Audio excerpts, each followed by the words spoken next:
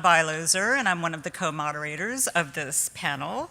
So welcome to the Flc Successes Panel. So this panel is going to showcase 3 of the 2018 FLC award-winning tech transfer stories. Our panelists are going to explore how their technologies or tech transfer tools are or will be successfully integrated outside of the federal sector. They will share how the problems solved with these tech transfer efforts also benefit the public.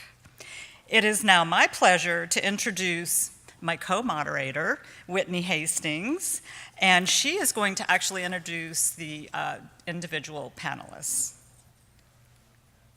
Okay. Welcome, everyone. So it's my pleasure to introduce Amanda Horansky-McKinney. She is with the U.S. Naval Research Laboratory, and she will be presenting on the Mixed Odor Delivery Device. Amanda is head of the Tech Transfer Office at the U.S. Naval Research Laboratory. We're just going to launch right into it then? No, I think I'll go ahead and introduce all the speakers, and then we'll go one by one. So another tech transfer story that we have, the Activated Tethers. We have a great panelist of 2 folks from the commercial sector, Bruce Floersheim from GoX Studios. GoX Studios is a small product development company focused on wearable and robotic technologies that enhance health. So if you want to wave your hand. We also have Eric Wetzel. He is a team leader of multifunctional materials and research area leader of soldier materials for the U.S. Army Research Laboratory. And then we also have Mr. Russ Hubbard, who is the president and founder of Vivo Labs, a small development and manufacturing company dedicated to finding simple solutions to complex problems. Russ?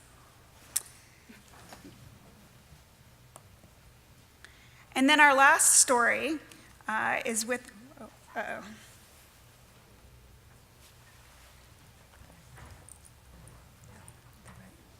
There we go. So our last story discusses the Zika virus specimen for materials sharing. This is an Interagency Partnership Award. First we have Michael Mowatt. He is with the National Institute of Allergy and Infectious Diseases. He is head of their Office of Technology. He is head of their Tech Transfer and Partnerships Office. We also have Kevin Brand with the Center for Disease Control and Prevention. Kevin is a senior advisor in that office. And we also have Miss Maria Julia I knew this was going to happen to me. That's me. Marinissen. Oh my goodness. Marinissen. So Maria is the Director in Division of International Health and Security in the Office of Policy and Planning and the Office of the Assistant Secretary for Preparedness and Response in the Department of Health and Human Services. So let me welcome the panelists, let them have a seat, and get started with their stories. Thank you.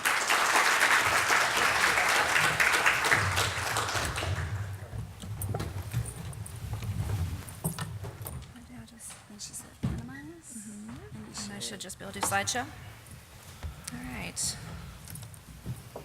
From the beginning.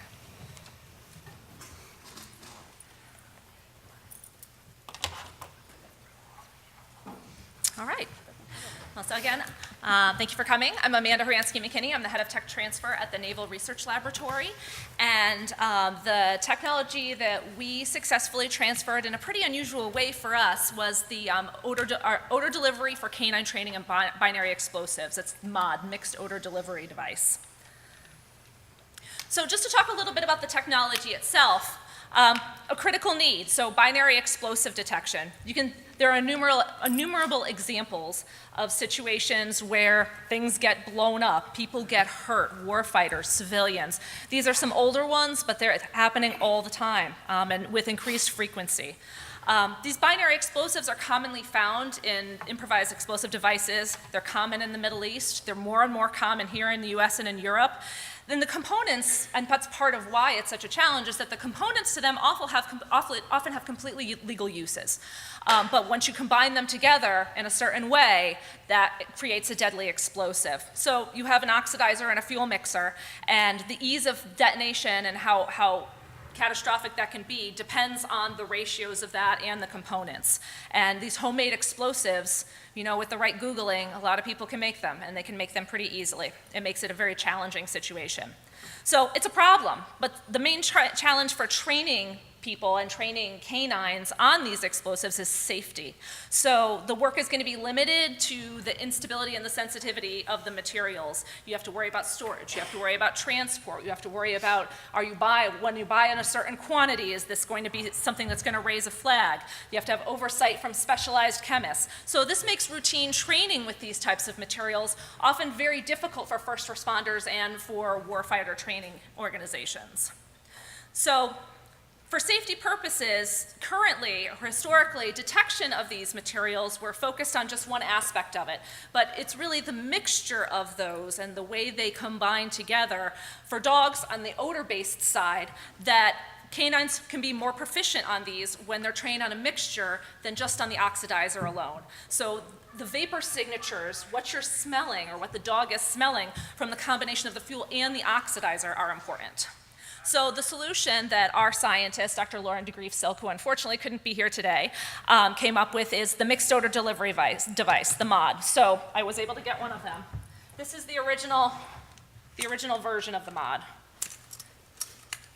And you can see the picture there. And so this allows you to, why MOD in particular? So the physical mixing of components isn't required. You can segregate them into the different sections. It holds up to 4 segregated samples. There's a restrictor plug that helps you adjust the level of odor that's coming out on the inside. The sample lids themselves can have varying sizes to alter the availability of the odor, and the cleaning is easy, the material that it's made out of. So samples can be changed easily in the field. This original Well constructed. But That'll break your toe. well, no, that's exactly the point of this, is that it can be beaten around. If you're thinking about testing this with a dog, what's a dog going to do with this, trying to figure out what it is? He's going to nose it around. He might bat it around, particularly if he's not a well-trained dog. So this is meant to be simple and functional and resilient. This one's made entirely of PVC. So that material reduces the release of the vapor to the environment. So now we can talk about transferring MOD. So you can see how simplistic this is. So it was along the way, every time Lauren would go and talk about this technology, there was a laundry list of people to say, hey, this is really great. When you have somebody that's making it, let us know. Nobody really wanted to take on this particular technology because they saw it as, a commodity product, something that it would be tough to extract any value out of. So, and it's a small market. When you're looking at canine training for explosives detection, it's fragmented, there's a small number of players in the space, and nobody wanted to make it. They would certainly love to use it, but nobody wanted to make it. And so for multiple years, we were struggling to identify who would be the right person that we could play with, that we could work with, that could help us get MOD out there and get it in the hands of those canine training entities for warfighters, for first responders, so that they can use these and take advantage of this capability. So in December of 2016, we had an event at NRL, our Innovation Discovery event, which puts a particular technology in front of a panel of entrepreneurs and other people who may or may not have any exposure to this kind of technology or any of the technologies to brainstorm, what could we possibly do with this? And one of the panelist members was a representative from our partnership intermediary, TechLink, Austin Leach, who probably should be up here as well. And he had been in conversations with a company called Vivo Labs, Russ Hubbard. about other technologies, and Russ had licensed other technologies from the DoD. And so they seemed like this, when he proposed that idea to Russ, it seemed like a good fit for Russ's portfolio. Russ, do you have any comments to make? No, you're correct. But, you know, we had to look at, we only have US coverage because it wasn't really clear where this could go, and it seemed to have a military-only application for the most part, which would be foreign military sales, so we didn't pursue foreign coverage on it. So, you know, we had a number of interested parties, including Russ, and had conversations with a number of companies. And historically, when we're looking at this technology with a very, very small market, you really kind of need to be able to give them an exclusive position on it in order for a company to be able to do something with that technology and get it to market and have a competitive position. So we did something really unusual for us at NRL. We advertised the availability of this technology for licensing in the Federal Register. That's not something that we typically do at NRL, but it gave us a fair basis of comparison for anybody that submitted a license application for this unique technology in this small market. We had a number of interested parties. Russ's company was one of the ones that submitted an application, and he was identified to be the best candidate to take this to market. Licensed it exclusively from us in May of 2017, and the really novel thing about this was that there was a product on the market within a couple of months. So in December of 2016, we put this technology out there in a unique way using a unique platform, and less than a year later, 9 months later, there was a product on the market, and sales were being made both here and elsewhere. So Russ's product, and I will try not to drop, you can see he's made some modifications for cost improvement reasons and other reasons. Russ, do you want to say anything about the improvements that you've made to it? Well, we had identified that the user base outside of the federal system had, you know, limited resources. The cost as it was built at NRL was a little cost prohibitive. It's a research tool. Right. So we brought it back in, had you know, an engineer take a look at it. We made sure that, but we cut down on the amount of milling that needed to be done, and then stripped off all of the metal, and we did that for a number of different reasons. But we were able to, you know, reduce the cost to manufacture it by, you know, a significant amount. Very significant, and as such, you know, it's now at a price point that seems to work both here and internationally as well. So. Excellent. So it was a very unique experience for us, and we are grateful to see it move forward and see it benefit the warfighter and support a U.S.-based small business as well. So that's my story. Whitney, do we want to do questions, or how do we want to? We'll save them for the end. Okay. So I will pass the floor to Bruce. Oh, I'm sorry, for Eric. That's all right. Do you have slides or no? No. Okay. Thanks. Yeah, I'm only going to say maybe a word or two. I'm Dr. Eric Wetzel from the Army Research Lab. I'm the science geek that sits in the lab and does experiments and comes up with stuff.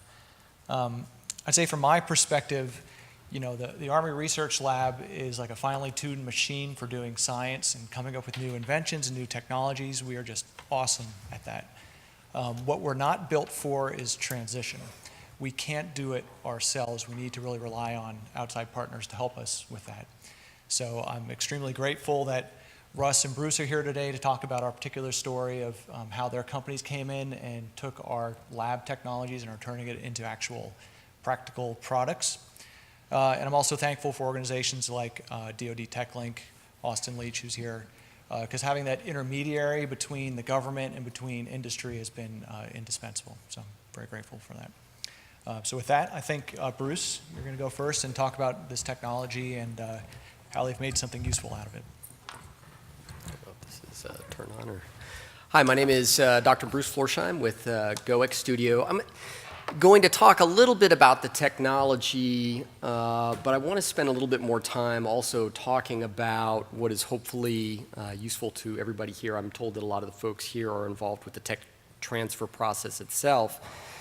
I spent 25 years in the Army, the last 15 in and out of RDECOM and with DARPA and West Point. And so I want to talk a little bit about what that process looks like from industry side now. I have a different perspective on that, and what are some of the things that you all might consider going forward to make that other success stories like ours here.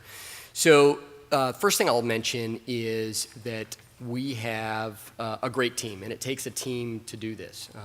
Eric, and in this particular instance, for this technology, the rate activated tethers, Russ, Hubbard, and our company, so Vivo and GoX Studio. And also, as Eric pointed out, Austin Leach and team at the TechLink has been very, very important. And having everybody on the team, from the government side to the interface side to the industry side, all on the same sheet of music has been one of the most important aspects, I think, of the success and the opportunities for future success.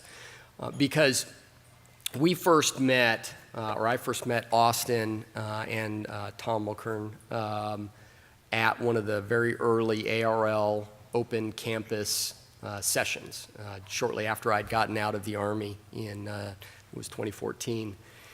And there was a lot of discussion about doing more transfers, doing more licenses, doing more things like this. And I listened. I knew I was interested. My business partner, Joe Hitt, who had just retired out of DARPA, he was interested. And so we had made some notes. We took Austin's card, made the decision to get linked up and explore some different technologies. And as I was walking out, I was listening to other representatives from other companies talk about how they thought this whole open campus and collaboration and tech transfer idea was kind of a waste of time.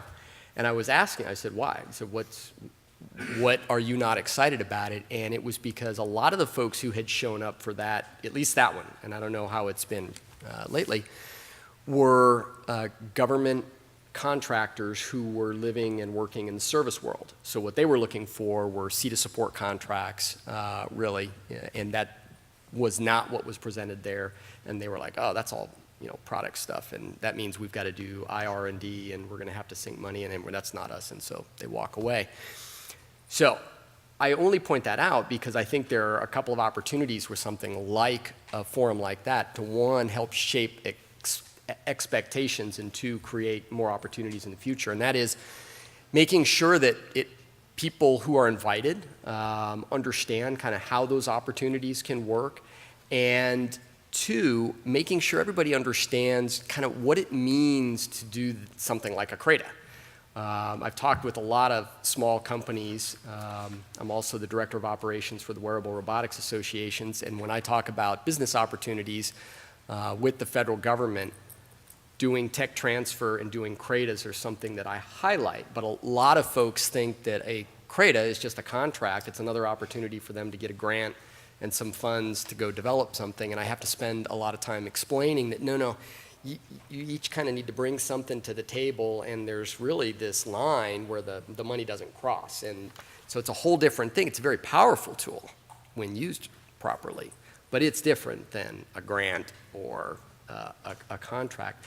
So I think using opportunities like the ARL Open Campus workshops to help educate folks in industry, and also making sure you invite the right folks is important. I think too, and I really credit the folks, this is now our second success story. We had another one with Crane Laboratory with the Navy, doing some flexible sensor technology for insoles. That was our first effort, and that has also been very successful. And one of the things that we've done very well with the folks at TechLink is make sure that the kind of the business plan that we craft for each of these opportunities is appropriate both to the technology in terms of the type of technology, and also in terms of the maturity. So if you were to look at our approaches for each of our two efforts here, one with Eric and the rate activated tethers, and then one with the folks at Crane and the flexible sensor technology, very different. And two things that I'll point out that really helped us and really were useful in getting us to the point where we had products. On this side, as we were operating under a CRADA, but we had not yet licensed the rat technology, we were a little concerned about the feasibility for our application, which was going to be in socks and braces. So we sat down with Eric and came up with a plan the summer before we licensed it, where Eric said, well, you know what, I like to bring on board interns every year, and maybe what we could do is leverage this intern to help us do some feasibility studies for what you all are thinking about and move forward from there. So what we did for that first year was GoX Studio paid for half the cost of the intern, ARL paid for the other half the cost of the intern, and then we crafted out a plan to build a test rig and a test methodology to prove out the technology and the application that we were thinking about. And once we had done that, we realized that it absolutely was feasible in that application. It could work. We had each brought a little bit equal to the table and walked away saying, yep, now's the time to go forward with the license, at which point we did. So that was one thing that we did that was very particular to that, and one method we approached that. On the other side, with the flexible sensor technology, when we looked at it, there had been no development. It was simply a paper patent. Nobody had made it. And so there was a different requirement. We had to go through a full internal IR&D program, and so we did. And when we looked at what were the capabilities that were extant at Crane, we crafted in that agreement the ability for them to, while we were going to do the full development, they were going to help us with the final packaging and production, because the place that this flexible sensor was going to go is inside of a shoe or a boot, which is a really hot, wet, kind of nasty environment. And if anybody does wet, nasty environments well in terms of engineering, it's the Navy knows that. They understand that. They understand how to package products to survive in pretty challenging environments like that. And so when we got to the point where we had proved out the feasibility, then our next step was working with the Crane team to go through and do a really nice analysis on how could we best package this so that we've got a robust system. And I guess that's about it. So I think manage expectations, make sure everybody's on the same sheet of music as far as coming together with a good business plan and approach for how you're going to take this technology forward, and then constant contact, and don't be afraid to tailor plans individually, very individually, for the product. And if you need to, some good milestones along the way that can allow you to check for feasibility and then next steps beyond. So, thank you.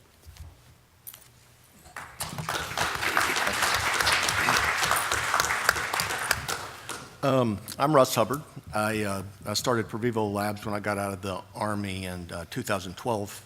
We originally had developed a portable system used to treat heat casualties in the field, so that they could basically immediately start cooling them, and then during transportation to the higher level of care. And we were fortunate that the product caught on with the Army. And after a couple years of success, we realized that we needed a winter job because everything that we did was during the summer. So we began looking at different options, and we came across the TechLink website. And in going through it, I was able to identify the tether technology as something that could solve some challenges that I was personally seeing in the physical therapy space. So not knowing what I didn't know, I shot an email to Austin Leach and set up a phone conversation, and they just shepherded me right through the process. Unlike Bruce, I had absolutely no understanding, experience, biases. I didn't even know. And what I quickly learned, to the credit of everybody at ARL, Jason and Tom and Eric and the folks at TechLink, was we'll shepherd you through the process. We're not going to do the work for you, but we'll show you, we'll give you a roadmap, if you will. So we fought our way through it, and here we sit today, thinking that we actually, had figured out that we knew something about it. Then the Navy came, and we quickly realized that we still didn't know anything. And we were very fortunate that the Navy Research Lab, Amanda and Lauren and the team there, Cameron, were very again supportive. Took us through the process with this particular product because it was really ready to go into the market. We had to approach it different because we knew that there wasn't going to be a considerable amount of additional research and development cost that we were going to have to shoulder. We were just going to have to change some engineering specs and then build some complementary products to maximize the utility of the device itself. And we're very fortunate being such a small business with no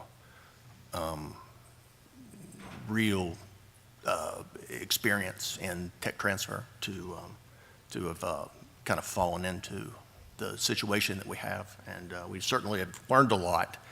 And what we're also finding is that we're in East Tennessee, and we're finding that there's so much interest, from other small businesses. They're like, well, how did you do this? I don't know, call Austin. But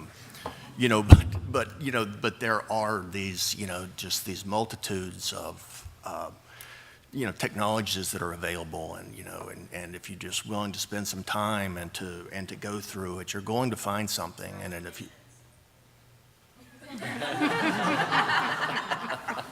Congratulations.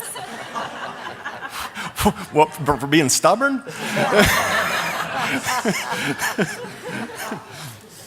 No. Being a small business, we just knew that what our capabilities were, and then we could just kind of go through the summary sheets and all the different kinds of stuff and start marrying problems that we had identified out with technologies that were available and try to figure it out. And it's that part we were able to do ourselves. The rest of it was certainly accomplished by the everybody at ARL and NRL. So, thank you.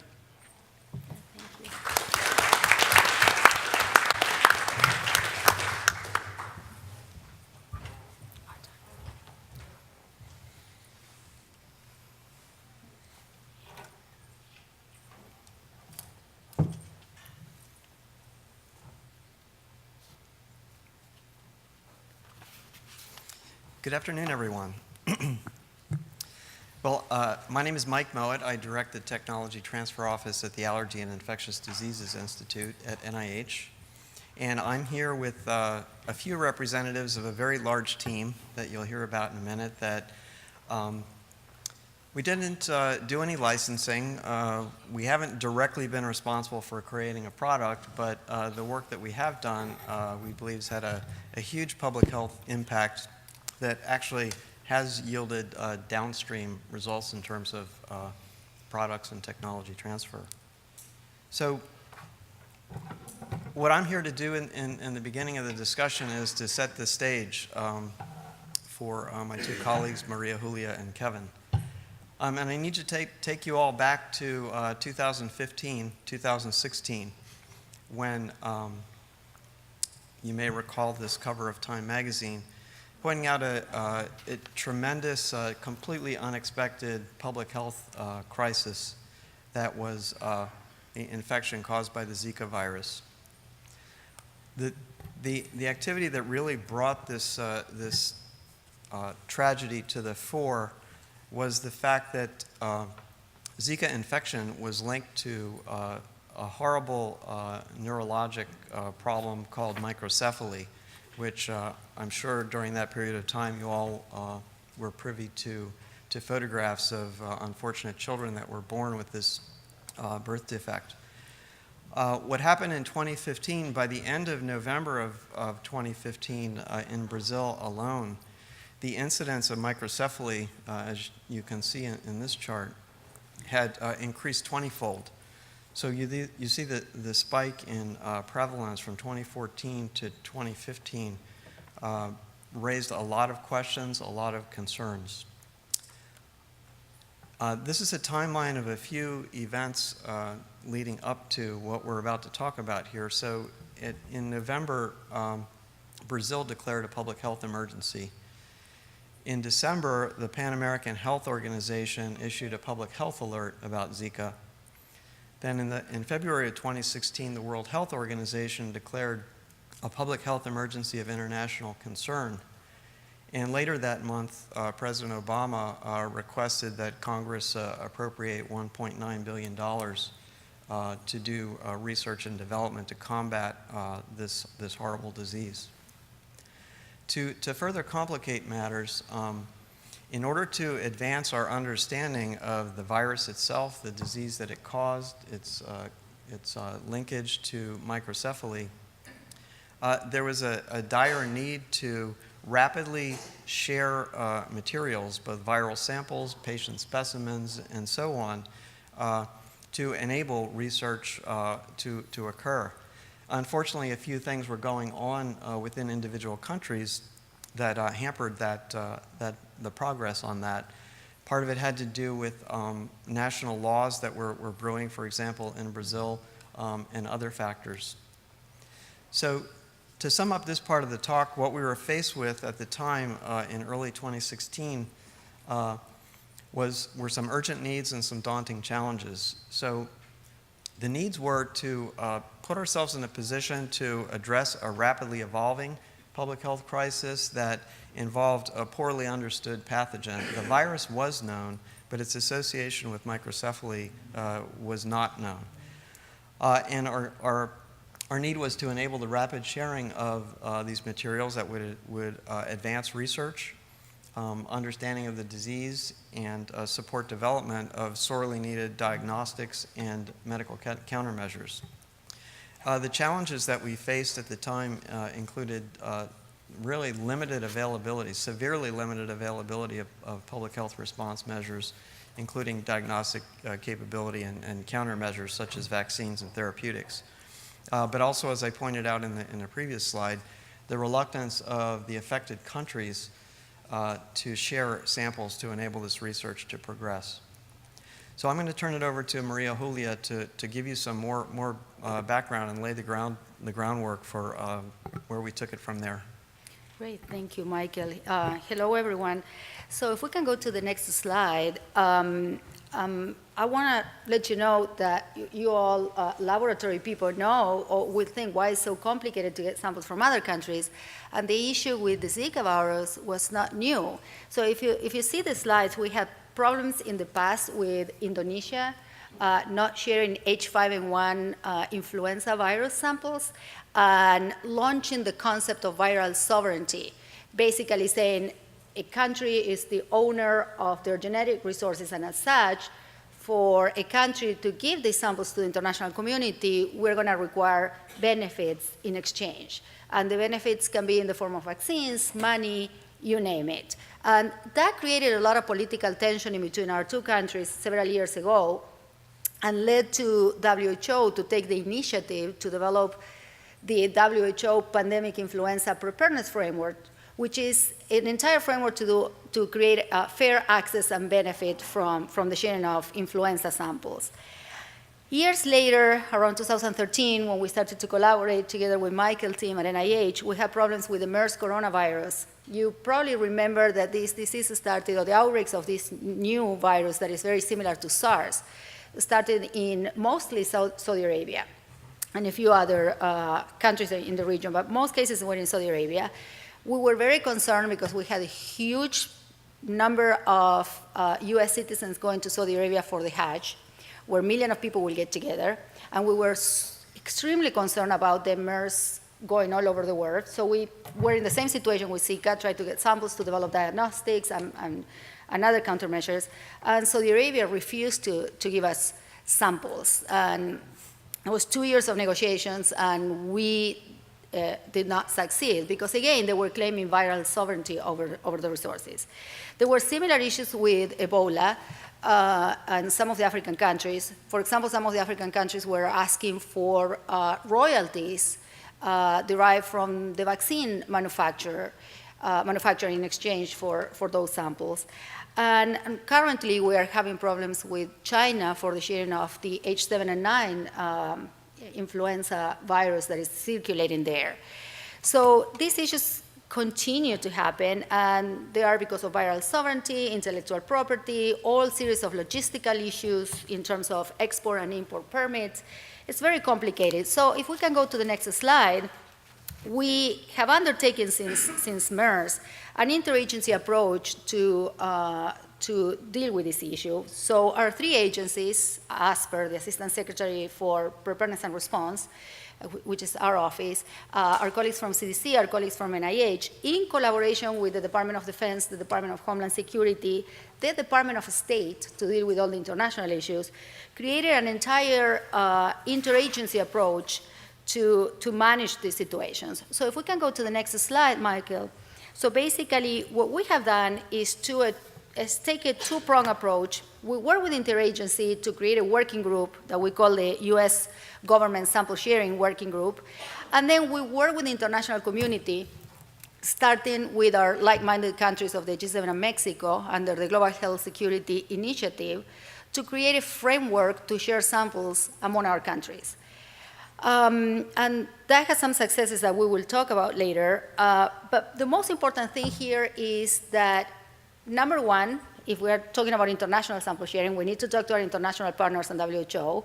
And number two, we need to have a process inside the government. So once one of our agencies get a hold of the samples, those samples can be shared within the government. We have problems in the past, especially during MERS, when CDC was negotiating MTAs with the United Kingdom, NIH was doing the same, we were not talking to each other, and as a result, we didn't have access to the samples. Or sometimes countries will, for example, ask CDC to sign an MTA that prevented CDC from sharing with anybody else. So as such, although we're in the same department, NIH or DOD couldn't have access to the samples, which created a lot of problems. So if we can go to the next slide, one of the things that we did to solve these problems about timely negotiation of material transfer agreements was to create an emergency use simple letter agreement, or the equivalent of an MTA, that is pre-negotiated, first of all, among us in the government and with partner countries. So if you can see the example of a traditional simple letter agreement, the one that NIH and CDC use on regular basis, you can see that the material can only be used for teaching or non-for-profit research purposes only. When we are faced with an emergency, we need to develop diagnostics, we need to develop medical countermeasures, and those may have a potential commercial value down the road if products are licensed. And then you can see on the second red line that says that the material will not be further distributed without the permission from the provider. When we're in an emergency, we really don't have the time to go back and get permission from the permission of the original provider to share the samples. So these are things that we work together with our colleagues from the Office of the General Counsel, our lawyers, basically. And if we can go to the next slide, this is what we call the Zika USLA. I hope you like the acronyms here. Rubani came up with it. It's the Emergency Use Simple Letter Agreement. And you can see some of the modifications that we made. So instead of the material being used just for research or training, we say the material may be used for any legitimate purpose required to rapidly detect, prepare, and respond to the spread of, in this case, Zika. And if you go to the next slide, Michael, please, we say that the material may be further distributed to other entities for the purposes described in this USLA. So with these, we ensure that, number one, the samples could be used to develop medical countermeasures that could have, down the road, a potential commercial value, and that we could share freely with all the people that needed the samples, including academia. So I want to go back to now Kevin, who's going to talk a little bit about what we did with the samples and whether we succeeded or not. Thank you, Maria. For CDC, the Zika response was really a full contact sport. Above and beyond just the activity of how do we scale out sharing, there was, vaccine diagnostic work, so we were really, really pressed. So what I like to sort of point to here briefly, so in January of 2016, we activated our emergency operations center. So as you can see here on the right, that's the image of the EOC. So basically it's public health mission control.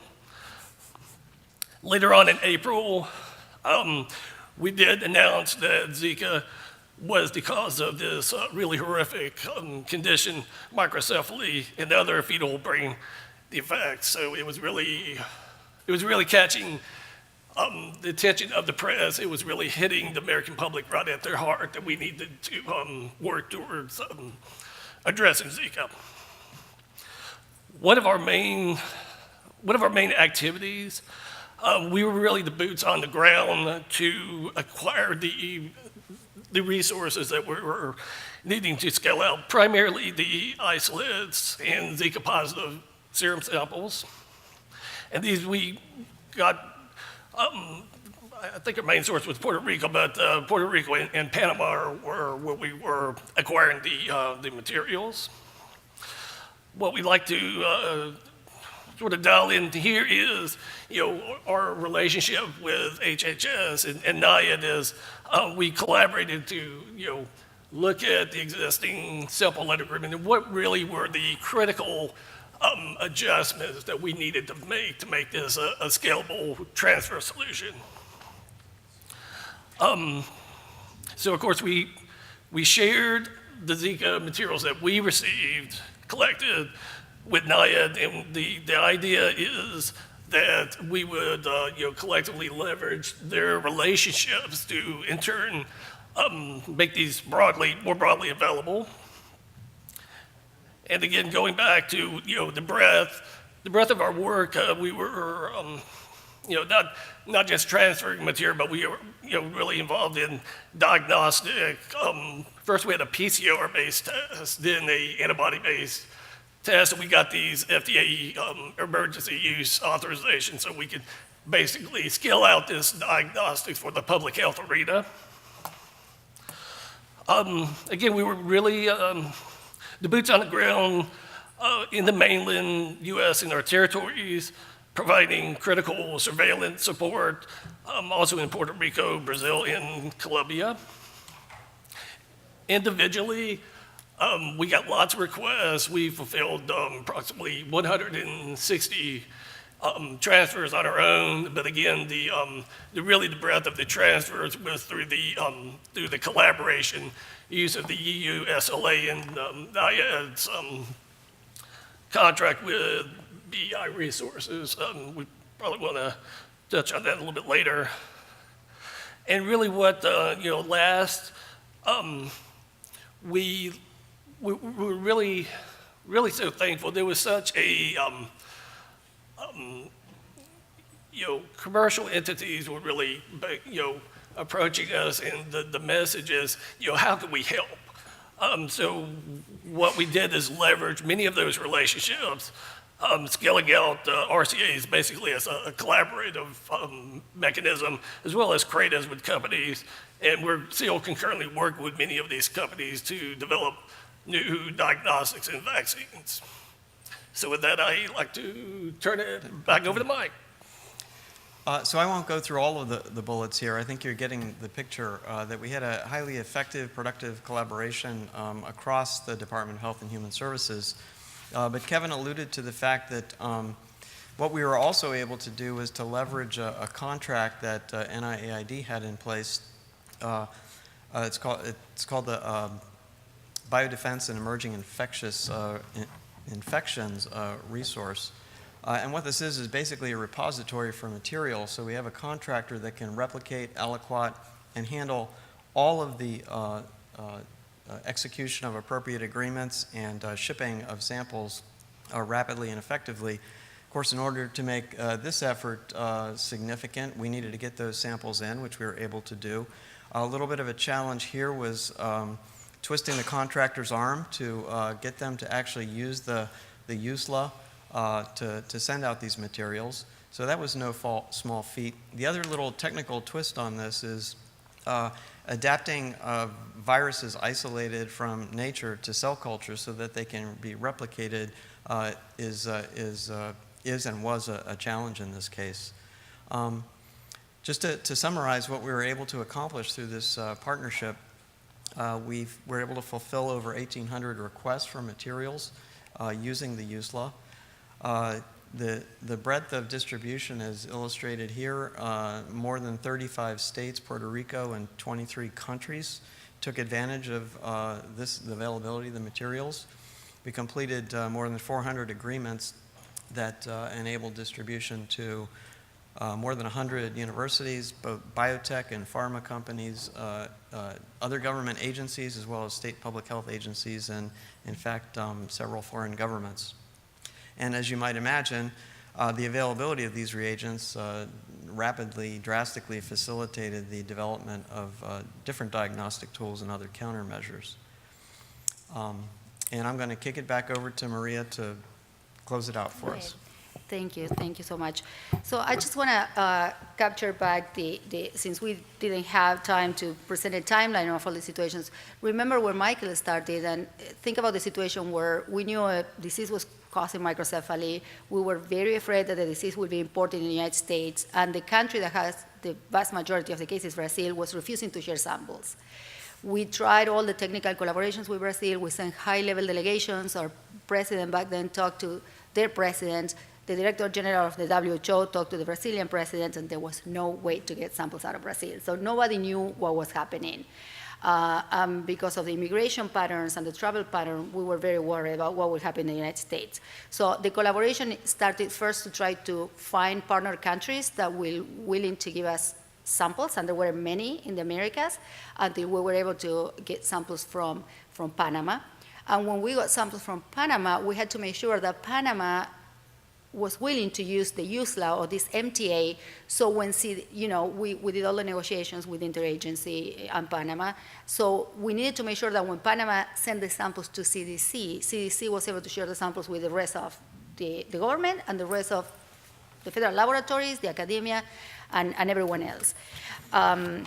Also, there were many issues with the patient consent. Eventually, we ended up having cases in the United States.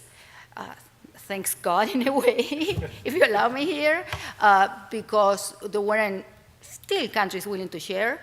But we had issues with even the patient consents. We isolated the virus from a case in Puerto Rico, and we were ready to share the virus with everyone else here in our country.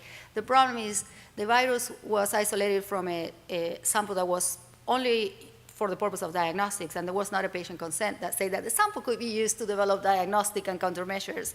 So we had to go back and make sure that Puerto Rico was willing again to sign this USLA so we could share these widely. So those were, some of the big challenges.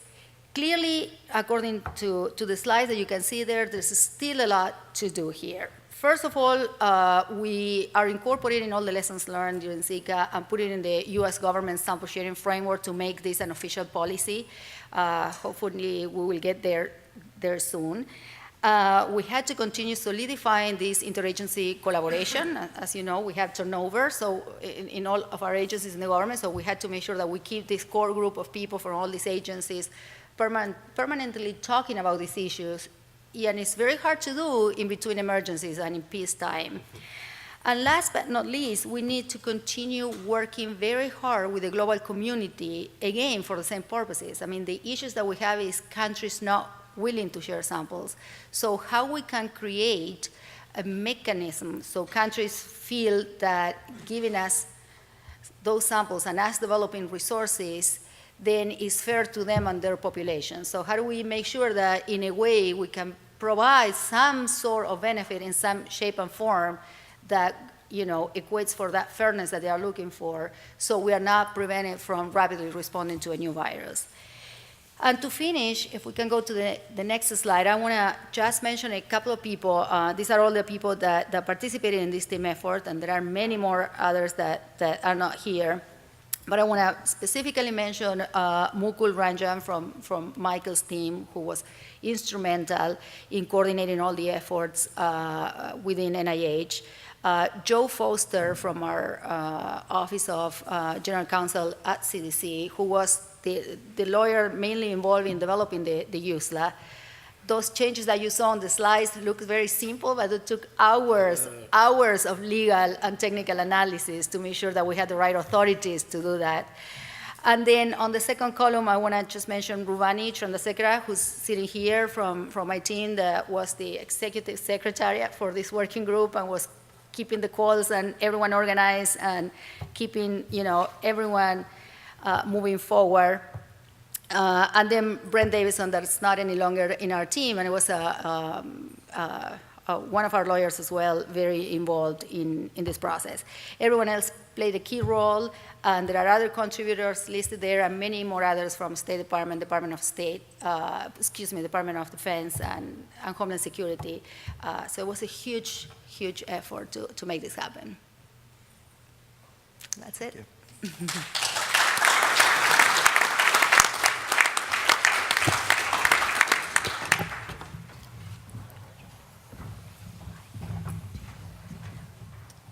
Thank you all very much for these great stories. So if you have any questions, we have microphones, if you don't mind going to the microphone, unless you have a really powerful voice that will carry. We actually do have one question that Whitney and I were wondering about the rate-activated tethers. If you could show us an example or show us the sample of your product. Sure. So that the audience can see what it looks like. It's a tube. And we asked the NIAID folks or the HHS folks not to bring any examples. I'm worried about my viral sovereignty. Actually, I'll just let Eric talk about it, because, otherwise I'll just blatter on about something that's not important. Yeah, the technology, it's a strapping material, kind of like a rubber band, let's say, but it's speed sensitive. So if you pull it slowly and let it relax slowly, it's got a low resistance to extension, but if you give it a hard jerk, it resists with a lot of force. Wow. So it's a speed-sensitive response. The way it works is that there are these fluids inside called shear thickening fluids. If you've played with your kids with like cornstarch and water, it's kind of that type of physics, but it's much more engineered fluid. And maybe something I should point out is, as a science geek at the Army lab, I started working on these materials, the fluids that are inside, about 15 years ago. And I was not thinking about straps. I was not thinking about ankle braces. I wasn't thinking about helmets and all the other things we're using these for now. So it took the role of the federal lab to do that basic research over a long period of time to really innovate something totally new and then turn it into what is now the tube that Russ has here and that he's commercializing for physical therapy applications. Can we play with it? Absolutely. I'm dying to do it. And they actually have an exhibit, so if you want to stop by and actually feel the materials and play with it, they're out in the exhibit area. So are there any questions from the audience? Look at exercise. Tom? So Russ, you briefly mentioned how you kind of stumbled into TechLink and the whole tech group. What advice would you have for those who were in your shoes prior to stumbling into that? How to more actively engage the tech transfer community? Any advice? From a business's perspective or from a aspiring entrepreneur, just to push forward, kind of rely on the folks that are the subject matter experts that work in the various different tech transfer areas, and to just be stubborn enough to keep, you know, bashing your head until you figure out how to get through the wall. How did the connection between you and Technique happen? It was just a Google search, and I did, yes, correct. I had previously been perusing the Department of Energy's site, and then, you know, was looking at some Department of Defense technologies, and then I noticed that they were all kind of aggregated at TechLink. And then they further, you know, subdivide them, so, you know, you can kind of maneuver your way through it. And then the telephone number was there, and an email, and, you know, and it took me directly to Austin. And I guess it was maybe next day, 8 hours maybe. You know, we talked. Within a couple of days, we had a conversation set up with Eric, and then we went on and talked to Jason. You know, and all along the way, everybody was sort of, you know, saying, you know, this is where this is sort of how the process goes. And just, again, you couldn't be scared to make a mistake. You know, I mean, you know.